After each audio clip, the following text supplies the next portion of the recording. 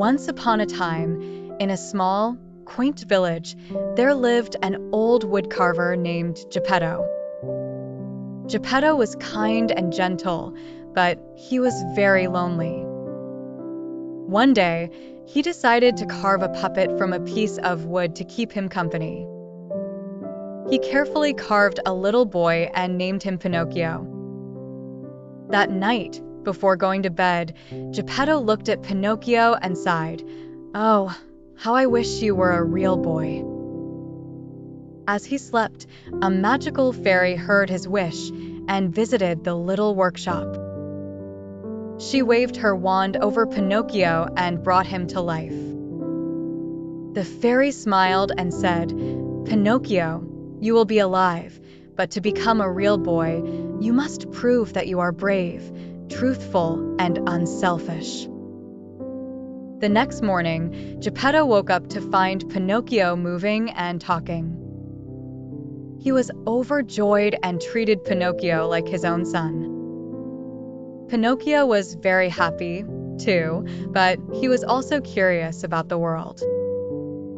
One day, on his way to school, Pinocchio met a sly fox and a crafty cat.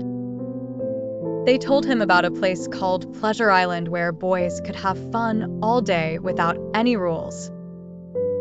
Pinocchio, excited by the idea of endless fun, decided to follow them, forgetting about Geppetto's advice to be good and go to school. When Pinocchio arrived at Pleasure Island, he and the other boys played and misbehaved without thinking about the consequences. But soon, they began to turn into donkeys as punishment for their bad behavior. Inside the whale's belly, Pinocchio and Geppetto were reunited. Pinocchio came up with a clever plan to make the whale sneeze by lighting a fire. The plan worked, and the whale sneezed them out, sending them safely back to shore. The fairy appeared once more and praised Pinocchio for his bravery and selflessness. "You have proven that you are brave, truthful, and unselfish," she said. With a wave of her wand, she turned Pinocchio into a real boy. Geppetto and Pinocchio returned home, where they lived happily together.